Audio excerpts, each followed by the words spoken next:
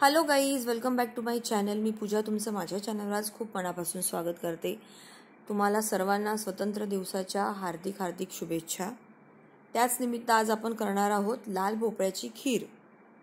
छान असा गोड पदार्थ आहे जो उपवासालाही चालतो आणि तुमच्या घरी लाल भोपळा असेल तर तुम्ही कधीही इझिली बनवू शकता. याला आम्ही गुळशेलं म्हणतो कारण आम्ही याच्यात गुळ घालतो.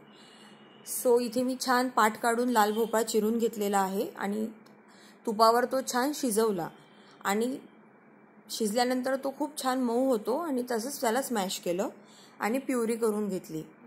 आणि प्युरी थोडीशी शिजली की त्याच्यात आता तुमच्या आवडीनुसार तुम्ही त्याच्यात दूध घालायचं आहे. छान ढवळून घ्यायचं. खूप क्विक आणि इझी रेसिपी आहे ही, फार पटकन तयार होते. आता यात मी ड्रायफ्रूटसुद्धा ॲड केले, तुम्ही तुमच्या आवडीनुसार कमी जास्त घालू शकता. आणि छान वेलची पूड घातलेली आहे. यात मी कलर देण्यासाठी थोडासा खायचा रंग घालते, पण तुम्ही स्किपही करू शकता. मी आणलेलं फळ होतं ते थोडं पिवळसर साईडला होतं, केशरी रंग नव्हता, त्यामुळे तो रंग देण्यासाठी मी त्याच्यात खायचा रंग घातला.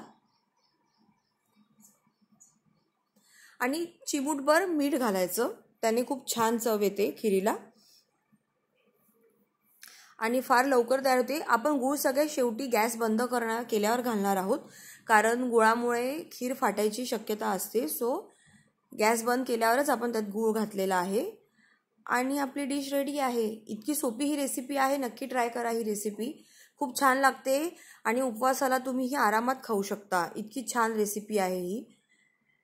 परत भेटते नवीन रेसिपीसह, तोपर्यंत बाय. पण जाण्याआधी खूप खूप लाईक करा, खूप खूप शेअर करा. भेटते नवीन रेसिपीसह, तोपर्यंत बाय.